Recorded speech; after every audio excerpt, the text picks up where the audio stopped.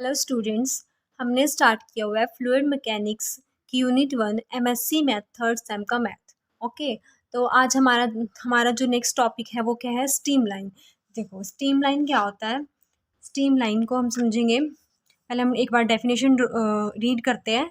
It is the imaginary curve gamma drawn in the fluid region in such a way that any instant of time the direction of tangent at an point on it coincide with the direction of fluid velocity q vector at that point.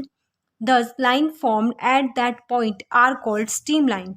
The streamline change with time for unsteady motion. Okay देखो, अब हम उसको diagram के through समझेंगे। हमारे पास देखो, जैसे कोई ये फ्लूइड है, ये फ्लो कर रहा है, ठीक है। तो इसमें हमारे पास क्या है? एक इमेजिनरी कर्व है। ओके, ये हमारे पास क्या है? एक इमेजिनरी कर्व है। अगर हम इस इमेजिनरी कर्व पे कोई टेंजेंट ड्रॉ करते हैं, ये हमने क्या कर दिया? एक टेंजेंट ड्रॉ कर दिया, ठीक है। हमने एक टेंजेंट ड्रॉ किया है। अब ये इस पॉइंट पे हमने टेंजेंट ड्रॉ किया है, तो अगर हम कर्व पर टेंजेंट ड्रॉ करें तो जिस पर्टिकुलर पॉइंट पर हमने टेंजेंट ड्रॉ किया है उस पॉइंट की वेलोसिटी, तो वो टेंजेंट उस पॉइंट की वेलोसिटी की डायरेक्शन को बताए, ठीक है।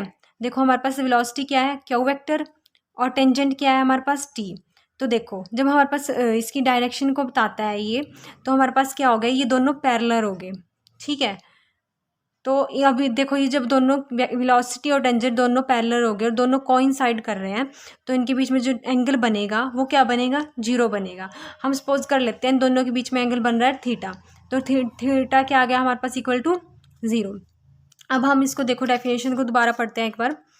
It is the imaginary curve gamma.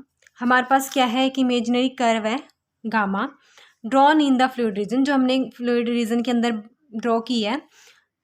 A way that at any instant of time the direction of tangent at an point, हमारे पास डायरेक्शन है टेंजेंट की इस साइड में, ठीक है, एक पॉइंट पे, on it coincide with the direction of fluid velocity Q vector.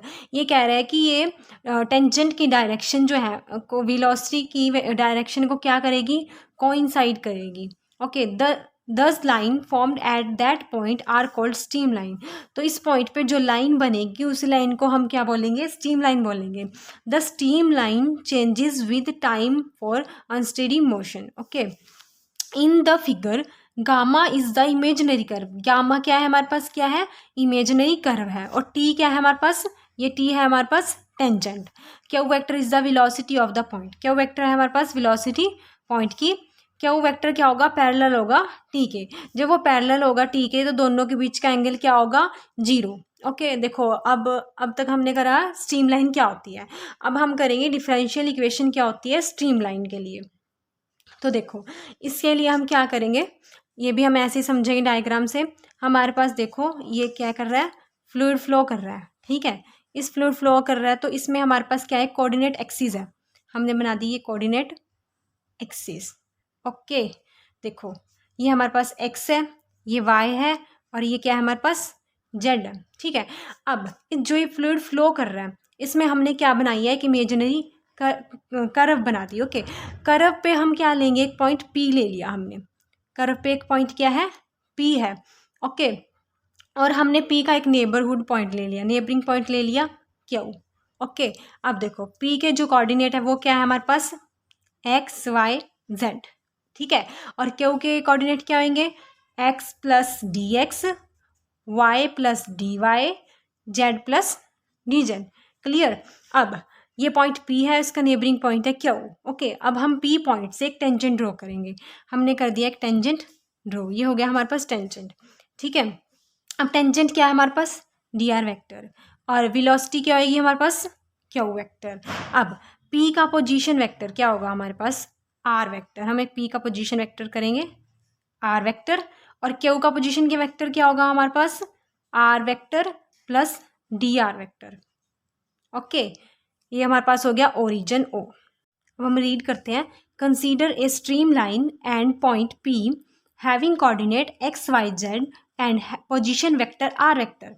वही हमने जो डायग्राम में देखा, हमारे पास एक स्ट्रीम लाइन है, उस पर एक पॉइंट है पी है, उसके पी के कोऑर्डिनेट हैं एक्स वाई जेड और पी का पोजीशन वेक्टर है r vector. Consider neighbouring point Q, हमने क्या किया था डायग्राम में, एक नेबरिंग पॉइंट लिया था क्यू, ओके, नेबरिंग पॉइंट लिया था। उसके बाद हमारे पास उसके कोऑर्डिनेट क्या थे, x plus D x, Y plus D Y, Z plus D Z, such that हमारे पास पी क्यू वेक्टर किसके इक्वल था, डी आर वेक्टर के। देखो यहाँ तक का डिस्टेंस पी क्यू वेक्टर किसके इक्वल है हमारे पास, position tangent D are vector की, ओके। तो देखो we know that D are vector हमें पता ही क्या होता है, D X I cap plus D Y J cap plus D Z K cap. dr vector will be the vector tangent to streamline at P, but by definition of streamline, if q vector is velocity vector at P, then q vector किसके parallel होगा, dr vector के। ये कहाँ से आया हमारे पास, देखो यहाँ से स्ट्रीमलाइन से, ये q वेक्टर जो पैरेलल था टेंजेंट के। अब यहाँ पे हमारे पास टेंजेंट क्या है, dr वेक्टर, तो हमारे पास q वेक्टर वेलोसिटी है, dr वेक्टर हमारे पास टेंजेंट है, तो वेलोसिटी किसके पैरेलल होगी, टेंजेंट के, ठीक है। अब देखो इन दोनों का क्रॉस प्रोडक्ट हम कैसे ओपन करते हैं, Q D R sine theta. अब हमें पता है थीटा की वैल्यू क्या है हमारे पास, 0। क्यों है, क्योंकि दोनों वेलोसिटी और टेंजेंट दोनों क्या कर रहे हैं, कोइंसाइड कर रहे हैं, इसलिए हमारे पास इसकी वैल्यू क्या है, 0 है। अब थीटा की वैल्यू हम यहाँ पे 0 पुट करेंगे, तो साइन 0 क्या होता है, 0 होता है। साइन 0 0 होने की वजह से यह पूरी टर्म हमारे पास क्या आ जाएगी, 0 हो जाएगी। तो Q vector cross d are vector is equal to क्या आ जाएगा हमारे पास, 0 आ जाएगा। अब हमें पता है क्यू वेक्टर की वैल्यू क्या होती है हमारे पास, U I cap plus V J cap plus W K cap, और डी आर वेक्टर क्या होता है, D X I cap plus D Y J cap plus D Z K cap. अब दोनों का हम लेंगे cross product, Q vector into D are vector का क्रॉस प्रोडक्ट करेंगे, ठीक है। क्रॉस प्रोडक्ट कैसे करते हैं हम, बाय द डिटर्मिनेंट की हेल्प से। देखो इसको कैसे सॉल्व करेंगे, पहले हम आई लेंगे तो इसको पूरी को छोड़ देंगे, ठीक है। तो अब हम कैसे लिखेंगे, आई ब्रैकेट में वी डी जेड की मल्टीप्लाई माइनस डब्ल्यू डी वाई, ओके। अब नेगेटिव साइन के साथ जे तो जे वाली लाइन छोड़ देंगे और एक ये वाली लाइन छोड़ देंगे, ओके। तो हमारे पास आएगा यू डी जेड माइनस डब्ल्यू डी एक्स। अब के को छोड़ देंगे और इसके साथ वाली लाइन छोड़ देंगे। अब हमारे पास आएगा u d y minus v d x is equal to 0। अब 0 भी हमारे 0 का जब हम वेक्टर नोटेशन में रिप्रेजेंट करेंगे तो कैसे करेंगे, 0 आई कैप प्लस 0 जे कैप प्लस 0 के कैप।